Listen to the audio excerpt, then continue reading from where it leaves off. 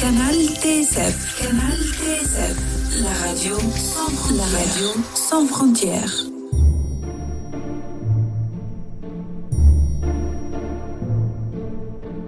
La poésie française et persane avec Daria.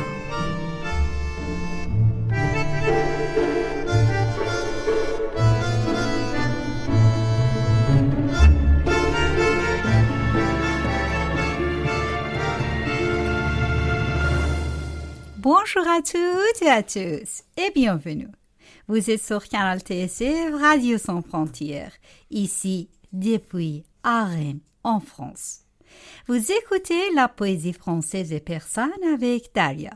À la production, c'est moi Daria et à la technique, c'est Antoine. Merci à lui. Chers auditeurs, quel bonheur de vous retrouver pour ce moment suspendu où les mots deviennent lumière.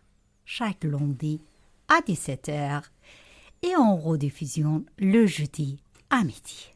Toujours sur Canal TSF. Aujourd'hui, nous sommes dans le 22e épisode de la première saison et nous allons explorer un univers lumineux et sensible. Celui de la vie dans ses éclats, raconté par les haïkus de Pierre Arnaud Lee.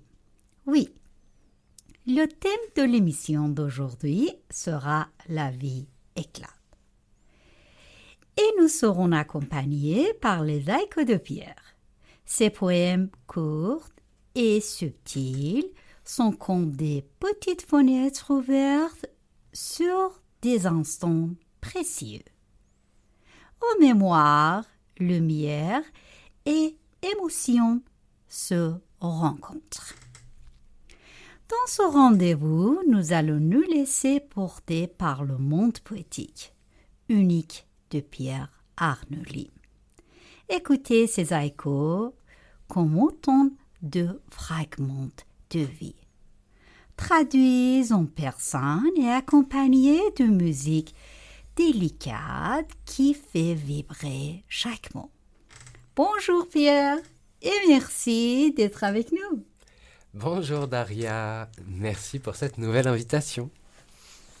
Ça te tente un peu de parler du thème de l'émission d'aujourd'hui, la vie éclat? Bien sûr, je trouve qu'il résume très bien le sentiment qui émane des courts poèmes que vous allez découvrir après. Qu'est-ce qui t'inspire dans ce thème? Je dirais que c'est la fulgurance du mélange entre l'éclat si soudain et la vie qui, elle aussi, est soudaine.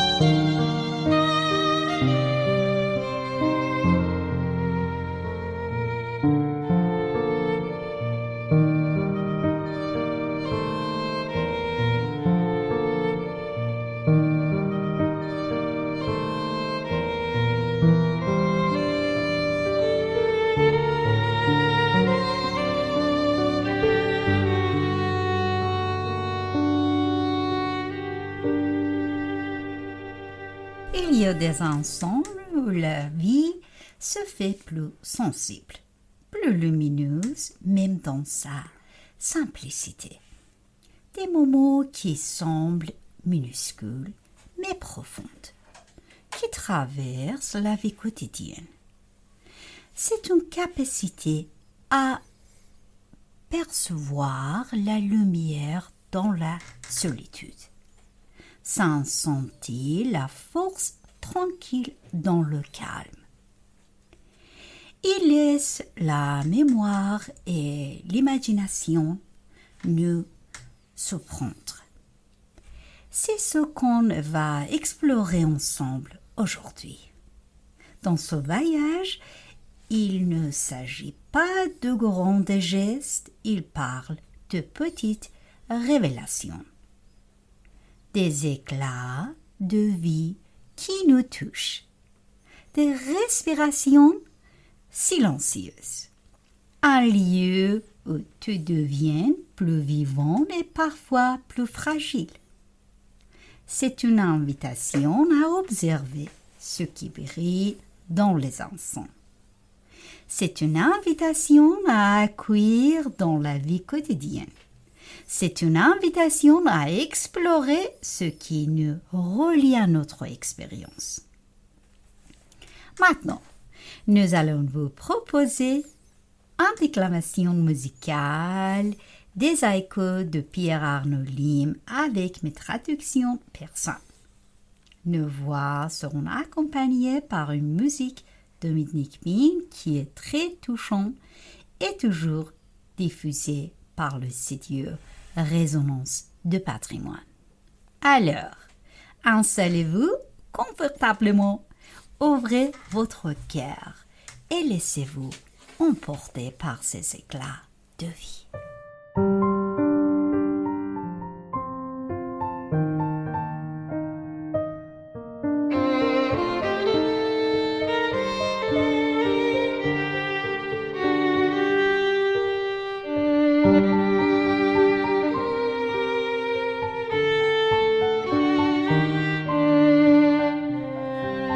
Belles allégories et allègre rhétorique dans l'algorithme.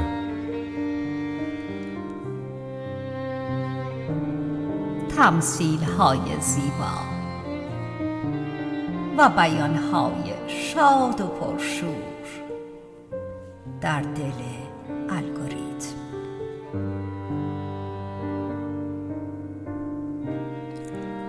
Visage fermé, sillon creusé par le temps, souvenir présent.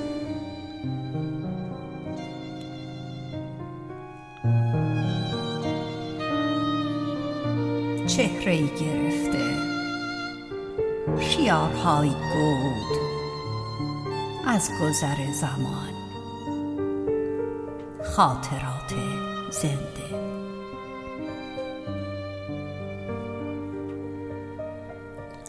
Chemin de traverse, se glisser entre les mailles, brèves échappées.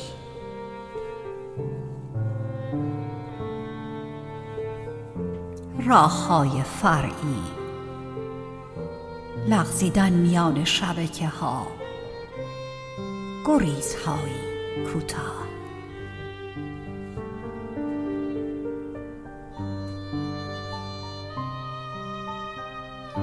Ce mur insolent, reconstruit, consolidé, hiatus préservé.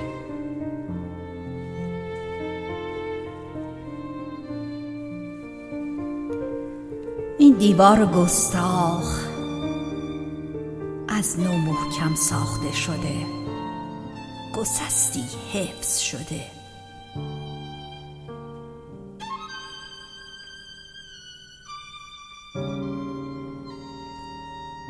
Dans les derniers éclats du jour, la salamandre scintille de mille feux.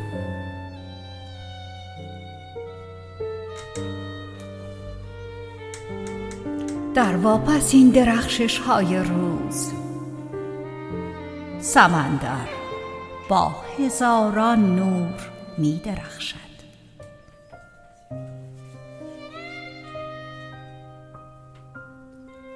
Seul face au tourment, ancré dans la pierre, phare, tu portes la lumière.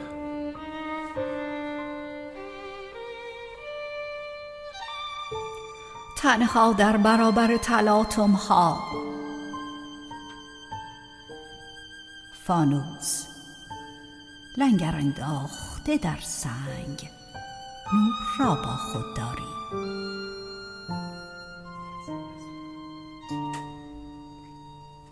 Figure ancrée, mémoire en filigrane, prête à s'éveiller. چهره کاکی شده با جوهر حافظه در لایه های زیرین ذهن آماده برای بیدار شدن.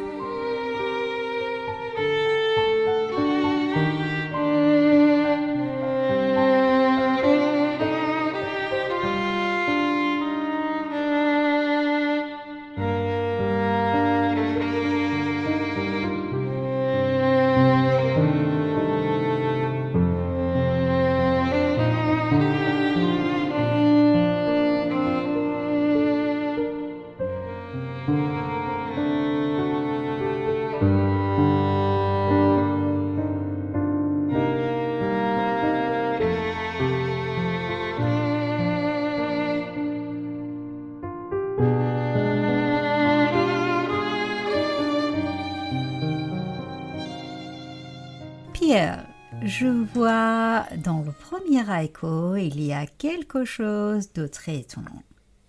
Comme une rencontre entre la poésie et le monde des machines. Ce qui donne presque une sensation de légèreté et de jeu. Oui, cette impression vient du fait que ce haïku joue sur les mots. Il joue du contraste qui ouvre un espace de jeu poétique. Et puis, soudain, il nous emmène dans l'algorithme. C'est un mot froid, technique, mais sous ta plomb. Il devient presque vivant. On dirait que tu cherches de la poésie là où on ne l'attend pas.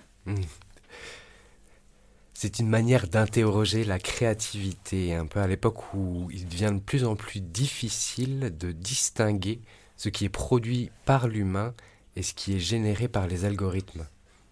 J'ai l'impression que tu nous dis que même dans le code, même dans quelque chose de très structuré, il peut y avoir de rythme, une forme de musique, presque une âme.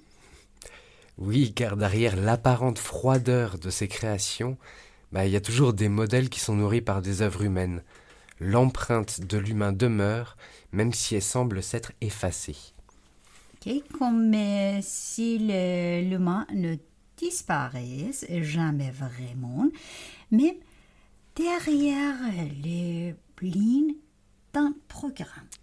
Ces programmes ont été conçus par des humains et c'est cette origine qui continue de les traverser, même lorsqu'ils paraissent autonomes. Visage fermé, sillon creusé par le temps, souvenir présent. Il me touche d'une manière plus silencieuse, plus intérieure, visage fermé. C'est une image très simple, mais elle porte déjà beaucoup d'émotions, comme un monde retenu. Le visage fermé est comme une porte close, mais derrière laquelle la vie continue d'exister. Il ne s'agit pas d'un refus, mais d'une retenue, d'une densité intérieure qui se dit autrement que par les mots. Et puis, c'est sillon creusé par le temps. On imagine les rides, bien sûr, mais aussi tout ce qu'elle continue. Les épreuves, les joies, les années qui se déposent doucement sur un visage. Les sillons sont des archives vivantes. Chaque ligne raconte une traversée. Le temps ne se contente pas de passer. Il écrit, il grave, il compose une mémoire de la chair. Ce qui, je trouve, très beau, c'est cette idée que le temps ne fait pas que passer. Il écrit, il grave, presque avec tendresse. Oui, le temps est à la fois implacable et tendre. Il marque, mais il façonne aussi. Ces traces sont des cicatrices, mais aussi l'expression de paysages intérieurs, une manière de dire que la vie a laissé son empreinte. Et enfin, souvenir présent. C'est presque paradoxal. Le passé n'est pas derrière, il est encore là, vivant, discret, comme une présence qui accompagne. Les souvenirs ne s'effacent pas, ils se transforment en compagnons silencieux. Ils ne sont pas relégués au passé, ils habitent le présent. Ils éclairent encore nos gestes et nos regards. On a l'impression que ce visage, même fermé, parle encore, mais autrement, dans un langage plus calme, plus profond. Exactement. Ce visage, c'est une parole muette, une profondeur qui ne cherche pas à séduire, mais à témoigner. Il dit sans dire. Il transmet une mémoire qui se lit dans le silence.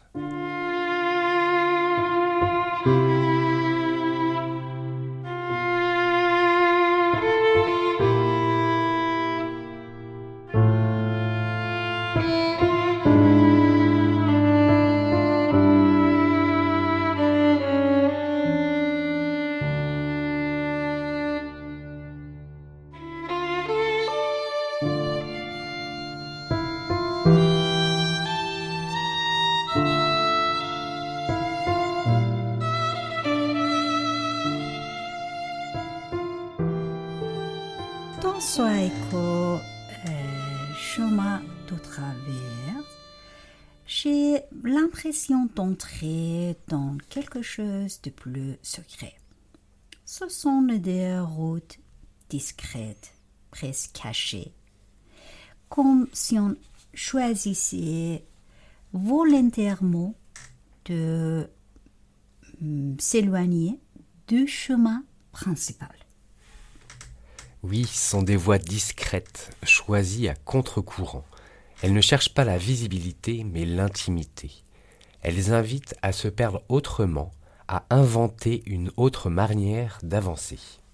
Il y a une sensation de liberté, mais aussi de prudence, comme quelqu'un qui avance doucement, sans faire de bruit, pour ne pas être vu. La liberté ici, elle n'est pas éclatante, elle est furtive. Elle se vit dans la discrétion, dans une marche silencieuse qui protège un élan. C'est une liberté qui se préserve en se cachant. Se glisser entre les... Voilà. Cette image est très forte.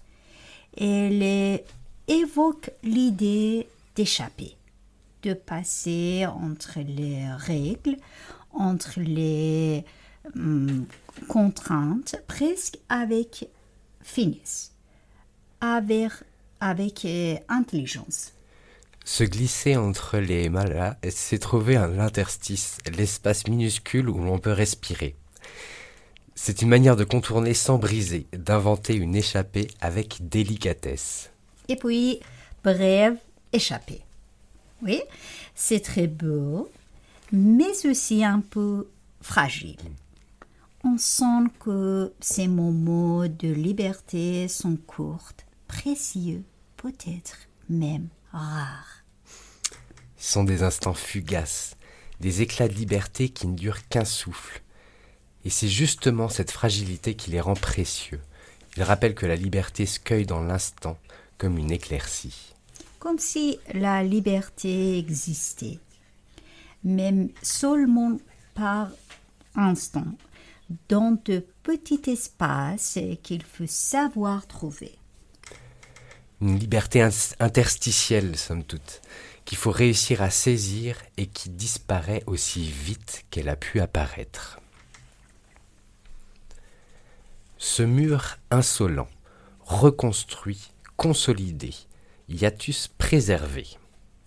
Alors, ce écho me donne une sensation de résistance, presque de défi.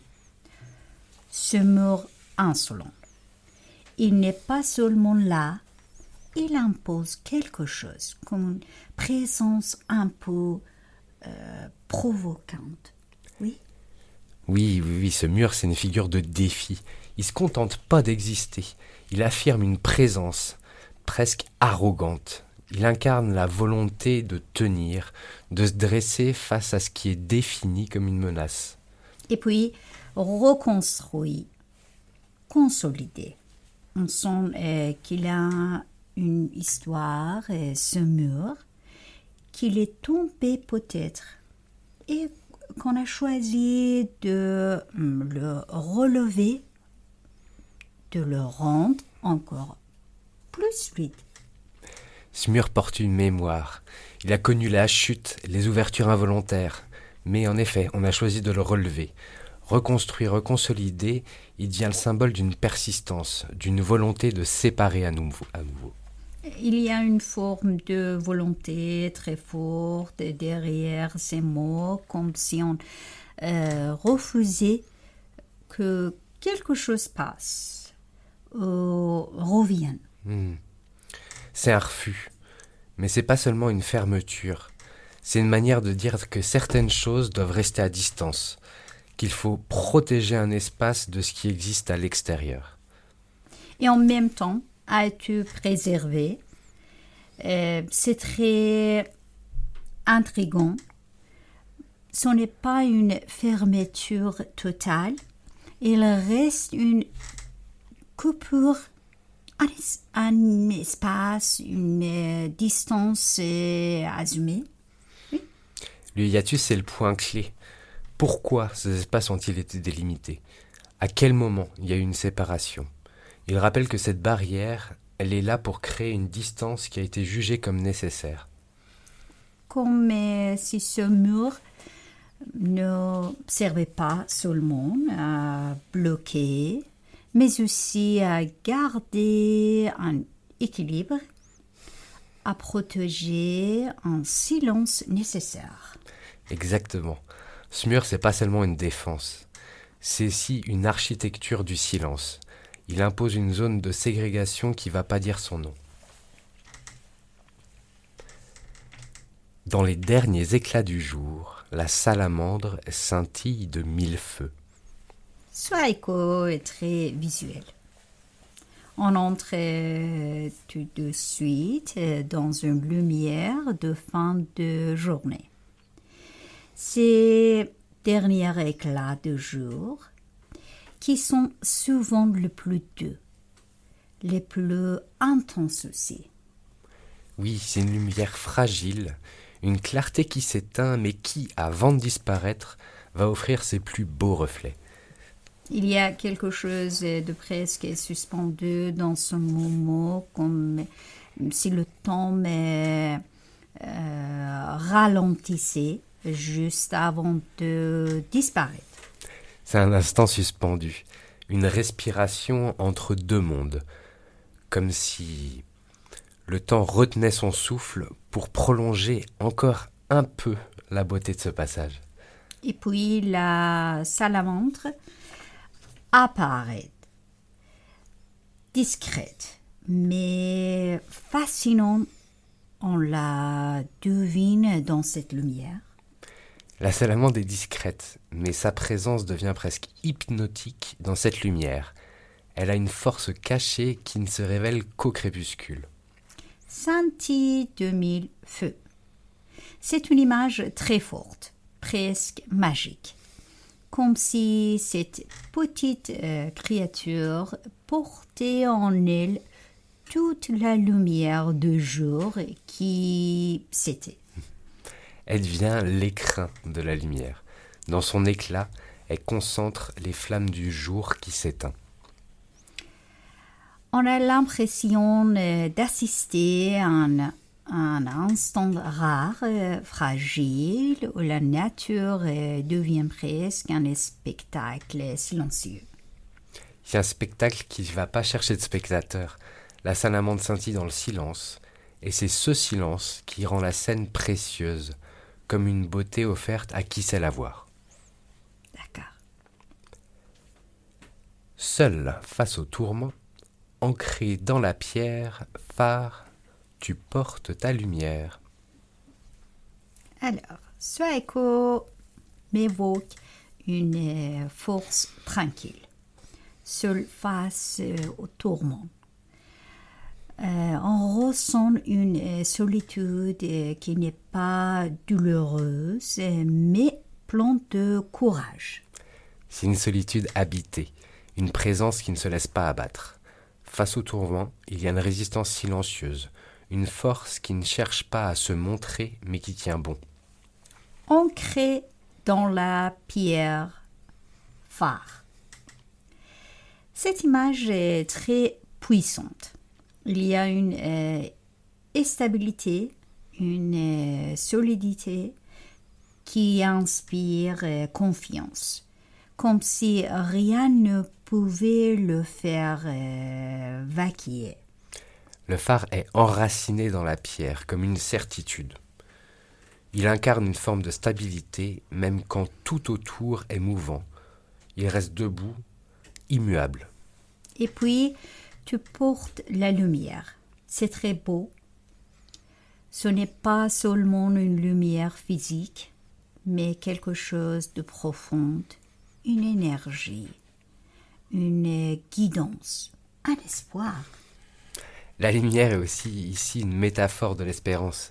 Elle ne se limite pas à éclairer. En effet, elle guide, elle rassure. Porter la lumière, ça va être offrir aux autres une direction dans l'obscurité. Ok, j'ai l'impression que tu parles de résilience, de quelqu'un ou quelque chose qui traverse les tempêtes, mais continue de briller pour les autres. Oui, c'est une figure de résilience. L'image du phare ne nie pas la tempête, elle l'affronte, mais elle continue de briller, non pour elle-même, mais pour ceux qui cherchent un repère.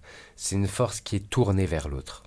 Ce écho laisse une sensation d'admiration silencieuse, comme si l'on voulait simplement rester là, observer et apprendre de cette lumière.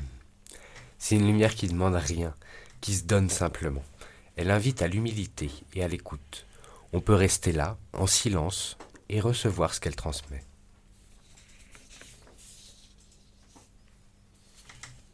Le dernier haïku est très délicat. Figure ancrée. Et m'ont fait penser à quelque chose qui existe déjà, mais qui n'est pas complètement révélé. Comme un dessin dans l'ombre, prêt à prendre forme. Oui, c'est une présence encore voilée. En effet, comme une silhouette qui attend d'être révélée. Elle existe déjà, mais dans l'ombre, comme une promesse qui va se dessiner lentement. Mémoire en filigrane. J'adore cette image. On sent quelque chose de fragile, de subtil, presque secret, qui attend d'être découvert. La mémoire est ici une empreinte discrète, une trace qui ne s'impose pas mais qui persiste. Elle est fine, délicate, comme un fil invisible qui relie le passé au présent. Et puis, prête à s'éveiller, c'est comme un souffle, un frémissement. On sent que cette mémoire, ce souvenir va bientôt se manifester doucement, sans bruit. C'est une attente silencieuse, un seuil. La mémoire sommeille, mais elle est sur le point de se lever, un peu comme une flamme qui vacille, prête à se rallumer. Ce haïku m'évoque une attente silencieuse, un moment suspendu, le passé, le présent, se rejoignant, prêt à nous surprendre. C'est exactement ça, un espace suspendu où les temps se croisent. Le passé n'est pas effacé, il se prépare à revenir, à se manifester dans le présent. On sent la vie dans ce petit espace discret, comme une flamme qui va bientôt s'allumer. C'est une vie en germe, une lumière qui se cache encore mais qui pulse déjà. Ce haïku, c'est une promesse, celle d'un réveil, d'une révélation intime.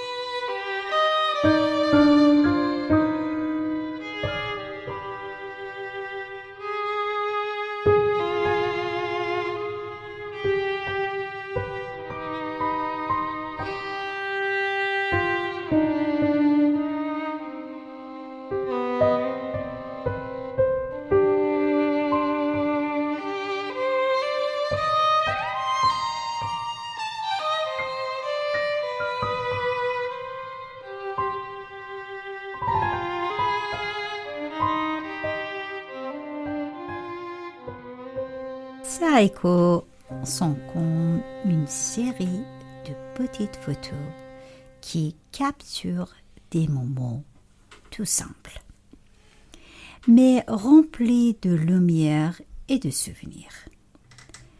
C'est un mélange de douceur et de force qui fait vraiment du bien. Il nous montre que la vie continue de briller partout, même dans les détails les plus discrets ou les moments difficiles. C'est un voyage tranquille qui nous invite à observer le monde avec plus d'attention et de curiosité. En résumé, il faut dire lire ces poèmes apporte un sentiment de paix profonde. C'est un univers intime, riche et lumineux, qui laisse une impression de calme profonde, précise.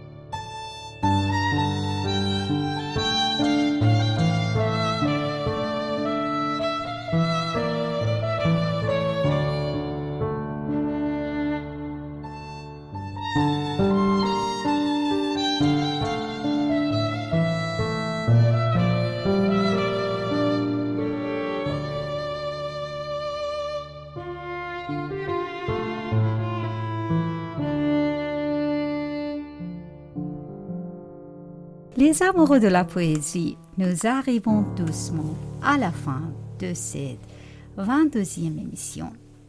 Merci infiniment, Pierre, d'avoir été parmi nous. Votre présence et vos haïkus ont illuminé ce moment et nous ont offert de véritables éclats de vie. Merci de m'avoir invité de nouveau et de m'avoir permis de partager et d'échanger avec toi sur ce sujet qui me tient vraiment à cœur. C'est vraiment vos haïkus nous rappellent que la vie peut se révéler dans les choses simples, dans un rayon de lumière, un silence fugace, un souffle de vent et le reflet d'une rivière.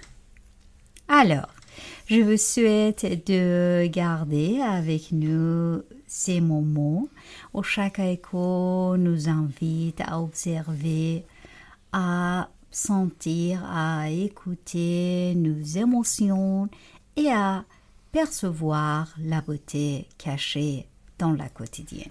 Merci d'avoir écouté Radio Sans Frontières et d'avoir partagé ce voyage poétique avec moi sur Canal TSF Radio Sans Frontières. C'était le 22e épisode de la Poésie française et persane avec Daria. On se retrouve lundi prochain à 17h pour une nouvelle exploration poétique. Et si le monde devient trop bruyant, gardez avec vous ce souffle poétique qui transforme chaque instant, même ordinaire, en éclat de vie. À la semaine prochaine. Au revoir. Au revoir.